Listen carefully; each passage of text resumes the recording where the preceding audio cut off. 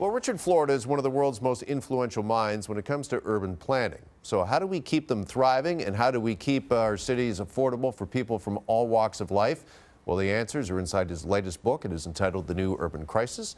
And Richard Florida joins me now. Richard, nice to see you. It's great to be with you. All right. Well, let me ask you the basic question first. What exactly is the new urban crisis? Well, the new urban crisis is really, if the old urban crisis was the flight of the middle class to the suburbs as they moved out for opportunity and cheaper housing, the new urban crisis is really the evisceration of those middle class neighborhoods, which were our platforms for economic mobility and the platform for the Canadian dream. All right. Housing prices, of course, running away in cities like here in Toronto and Vancouver, of course. How do we make our major cities more affordable? $1.5 million or so for a detached in Toronto, more than that in Vancouver. You know, Vancouver is the third most unaffordable city in the world. If you take now New York or London would be more in price, but if you take Toronto is the 9th most unaffordable city in the world. It's less affordable than New York. Look, we've got to make a commitment to build more, and we are building in this city, but it's not enough because people are pouring in. We've got to commit. Is it just an issue of supply, though? Sorry? No, and it's not just an issue of supply. What I was going to say. Second, we've got to build more affordable housing. You know, in this country, we've made a commitment to single-family suburban homes, and that's great for those who can afford them.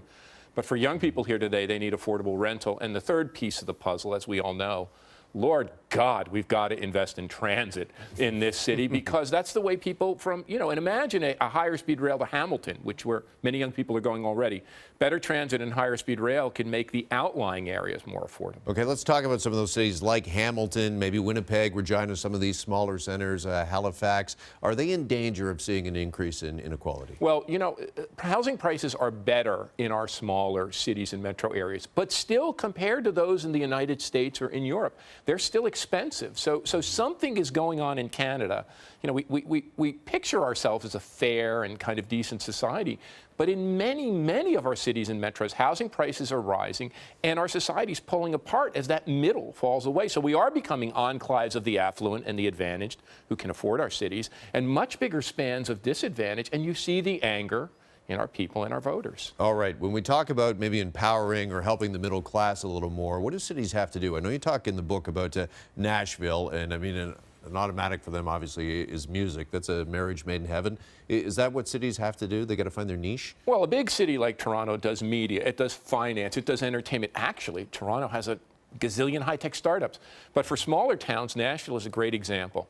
It focused on something other places didn't do, music. Pittsburgh, Pennsylvania, where I lived for nearly 17 years, it focused on developing self-driving cars and built a unique cluster. So I think in our country, where we've been so dependent on resources, especially in the eastern and western towns, thinking about how to use those resources from oil and energy, pour them into things and build knowledge institutions is the way to go. But also, we've got to make sure we can take care of people who might be in the middle class, who might be less advantaged, and make sure they get a go as well. Got less than a minute here, but I wanted to ask you, I heard, is it true that the Trump election forced you to rewrite parts of this book? I rewrote the book from top to bottom. But, you know, I saw it here first with Rob Ford. This is a backlash to the new urban crisis. As people in the outlying areas push further and further behind, are angry, they want to go. We have to help and create a more inclusive prosperity for everyone.